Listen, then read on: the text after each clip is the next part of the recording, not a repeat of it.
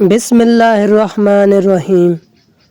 کلام امام علی علیہ السلام، خود شناسی، نہج البلاغہ، خطبہ نمبر 16۔ انسان کی جہالت کے لیے اتنا ہی کافی ہے کہ وہ اپنی قدر و منزلت کو نہ پہچانے۔ انسان کو بے پناہ صلاحیتوں سے نوازا گیا۔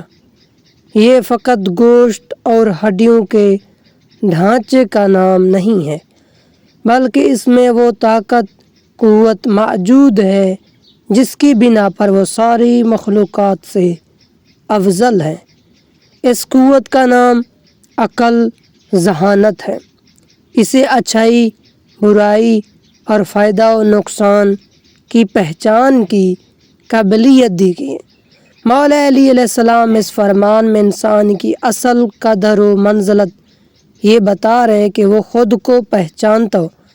اگر انسان بہت کچھ جانتا ہے مگر اپنے مقام کو نہیں جانتا تو اسے حیوانوں سے بھی بدتر قرار دیا گیا، کیونکہ حیوان میں اپنی پہچان کی طاقت ہی نہیں، اور انسان کی قابلیت ہونے کے باوجود جو استعمال نہ کرے تو اس سے بڑھ کر کوئی جاہل نہیں۔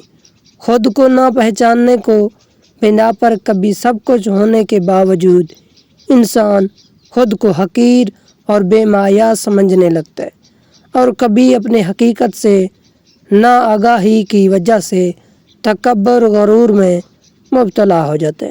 انسان کا اصل مقام و منزلت یہ ہے کہ وہ خود سعادت کی بلندیوں کو حاصل کر سکتا ہے اور دوسروں کے لیے بھی اس راستے کا رہنما بن سکتا ہے۔ اللہم صلی علی محمد و آل محمد۔